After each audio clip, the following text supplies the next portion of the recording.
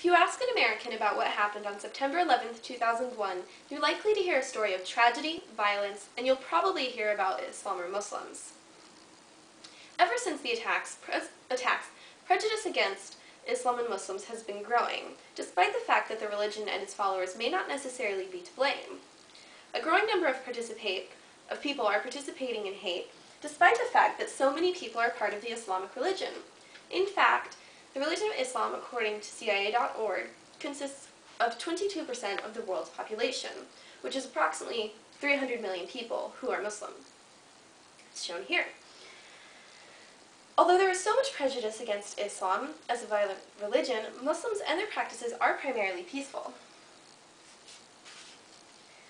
According to thinkprogress.org, between the years of 2010 and 2011, hate groups for Islam have nearly tripled in the U.S.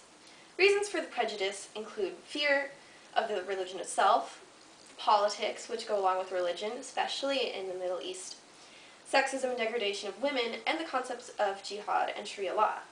According to a Gallup poll, 32% of Americans said that Islam had no redeeming qualities. They listed reasons that they disliked about Islam, however, which included their lack of cooperation or willingness to join the world in its politics, their lack of open-mindedness towards other cultures and religions, and the government, which dominates the Middle East. Other reasons include the apparent violence that comes along with Islam because of the terrorist groups. As many people know, terrorist groups have been becoming increasingly more popular since the 80s. And their violence spreads all across the world in many different countries, not just the U.S., and continues to make headlines. However, these terrorist groups hold many different beliefs from most of Islam and most of the Muslims, although they do share some common things like jihad and Sharia law. Unfortunately, jihad and Sharia law are some of the most violent facts about Islam.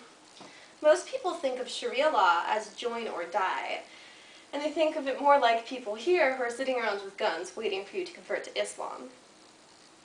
Rashid Omar sort of emphasizes that by saying that jihad is an instrument of the Islamic to expand Muslim territories. Noumanul Haq expands on that, saying that it was a method of gaining territory, not necessarily killing infidels. In fact, they allowed people who weren't Muslims to join their territory. In that way, jihad is more of an ancient political thing rather than a religious thing, and more for territory rather than gaining Muslim believers. Rather, jihad these days is thought of by most Muslims as a diverse spiritual word meaning striving. It is a total endeavor which includes the inner being and secular affairs, which looks more like this, which is a Muslim focusing on his inner self and his spiritual life. Another violent aspect of Islam is Sharia law. One of Ehow's authors, Edwin Thomas, talks about Sharia law more like in a way that we would think of Jewish law rather than the dictatorship-like law that we see in the Middle East. Sharia law comes along with things like dietary things and exercise for a person to follow in day-to-day life, ways to be respectful in his community, and different ways to carry out religious festivals. Although there are aspects of Sharia law that give way to evil things, which dictator leaders such as Ayatollah Khomeini and Osama bin Laden have taken advantage of in order to stir violence.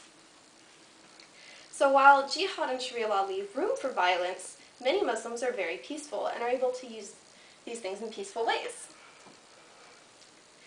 In fact, the word Islam is derived in part from the word salama, which means peaceful. Ibrahim Shalabi suggests then that Islam and peace is integral to Islam. In fact, many people describe a Muslim more like this, which is a person who follows the will of God in order to achieve peace, meaning that following the will of God and achieving peace are important in being a true Muslim. According to a Gallup poll, American Muslims have no sympathy for groups like Al-Qaeda, suggesting that they have no connection to Al-Qaeda or the violent acts they occur. In fact, American Muslims may even be more peace-minded than most average Americans, or Americans from other religions. 78% of American Muslims polled said that they thought it was unacceptable under any circumstance for the military to enforce or enact violent things such as murder upon civilians for any reason. 89% said that it was never okay for a civilian to murder another civilian. Although people might think that might be common for Muslims to do, especially for the sake of jihad, it most certainly has proved itself not to be. And yet, 43% of Americans still hold at least a little prejudice against Muslims. Despite this, Muslims still have the 5 pillars of faith, which is witnessing or faith in their God, prayer, charity, fasting, and pilgrimage, which can be shown here. And while faith in their God and prayer are quite normal, fasting and the pilgrimage can seem a little bit strange, but charity is one of the most intriguing pillars.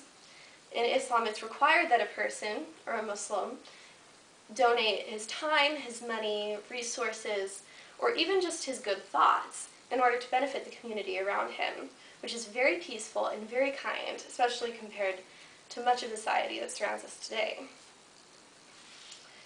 And so while it's easy to understand why